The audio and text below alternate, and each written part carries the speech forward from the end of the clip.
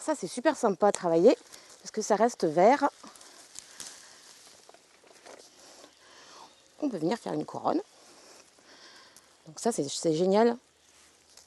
Donc on fait attention à la nature, on coupe ça proprement. Virginie a démarré son entreprise de décoration en événementiel il y a 3 ans.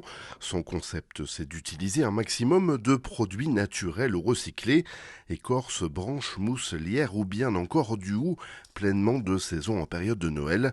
Sont sur sa liste de matières premières à travailler. La forêt fait partie des lieux privilégiés pour s'approvisionner, avec raison évidemment. On peut le taguer avec des babons dorés, d'un argent, mettre de la fausse neige dessus. Enfin, c'est super le hou pour ça, c'est super quoi. Puis c'est vraiment le thème de Noël, de retravailler avec du recyclage, d'être écologique. Les gens, ça les tient à cœur de plus en plus quoi. Donc c'est bien parce que ça permet aussi de travailler avec de la palette, avec du touré de bois. Enfin, voilà, on travaille avec beaucoup de choses maintenant qu'on faisait pas auparavant quoi. Donc je trouve que c'est une bonne idée quoi. Et puis récupérer sa décoration, parce qu'acheter de la décoration pour en faire quoi par la suite?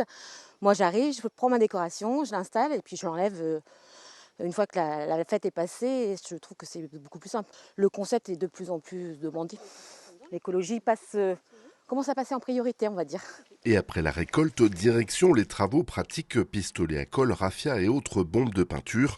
Tout pour exprimer sa créativité comme avec ce noisetier destiné à une vitrine de Noël. Donc c'est du noisetier tortueux que j'ai tagué en blanc pour la vitrine.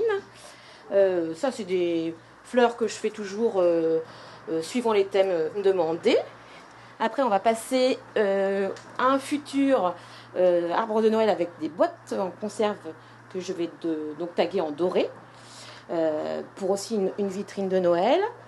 Je fais aussi une inauguration ce week-end qui a demandé un thème doré et bleu, donc avec des bouteilles de champagne, de vin, voilà. Vous pouvez faire aussi des bougeoirs, des solifleurs, vous mettre des petites lumières à l'intérieur avec un petit bouchon, c'est super sympa.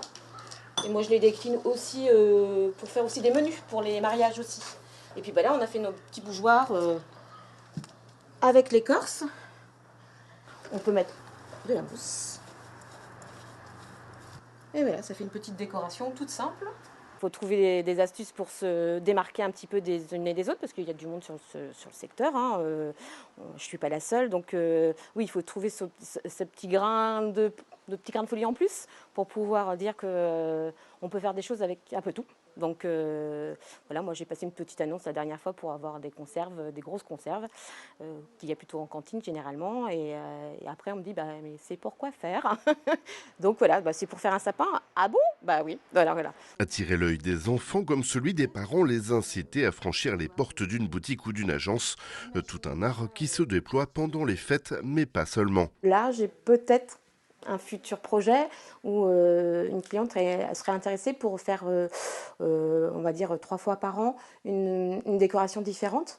Parce qu'elle s'est aperçue que du coup les gens, c'est vrai qu'ils trouvaient, quand ils rentraient dans l'agence par exemple, trouvaient ça sympa de trouver une ambiance et un petit côté cocooning où on se sent plus à l'aise. Parce que c'est vrai qu'il y a des fois, on rentre dans des agences qui sont un peu froides. C'est un peu compliqué de rentrer, donc elle s'est aperçue qu'effectivement ça pouvait être sympa. Et si la mode du très blanc, très sobre, inspiré du style norvégien domine depuis quelque temps, le traditionnel rouge-vert-blanc marqué de bois a toujours pas mal la cote à Noël. Mais rien n'est figé côté déco comme le prouve Virginie, car en matière d'esthétique, à chacun ses envies.